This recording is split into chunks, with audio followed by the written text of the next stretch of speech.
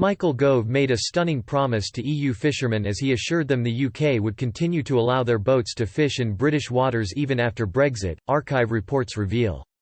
Brexit trade talks are currently stalling over the issue of fisheries. Prime Minister Boris Johnson wants to fulfil a Leave campaign promise that the UK will take back control of its waters post-Brexit. Previously, EU vessels had free access to British fishing grounds, leaving many fishermen in the UK aggrieved. However, the EU's chief negotiator, Michel Barnier, has warned Mr Johnson and co cannot secure access to European markets without allowing EU vessels into UK waters.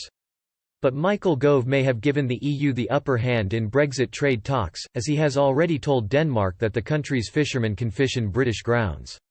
He claimed in 2017 that boats from EU countries will still be able to operate in UK waters after Brexit, as the UK does not have enough capacity to catch and process all its fish alone. In July of that year, Mr Gove had said Britain was taking back control of its fisheries by departing from the EU Common Fisheries Policy, which lets member states fish between 12 and 200 nautical miles off the UK's coastline.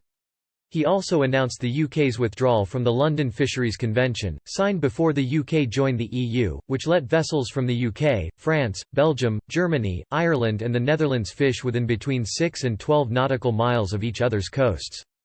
But the Department for Environment, Food and Rural Affairs (DEFRA) said in 2017 that the plan had always been to allow other nations some access to UK territorial waters after Brexit, and that the extent of this could now be decided by the UK.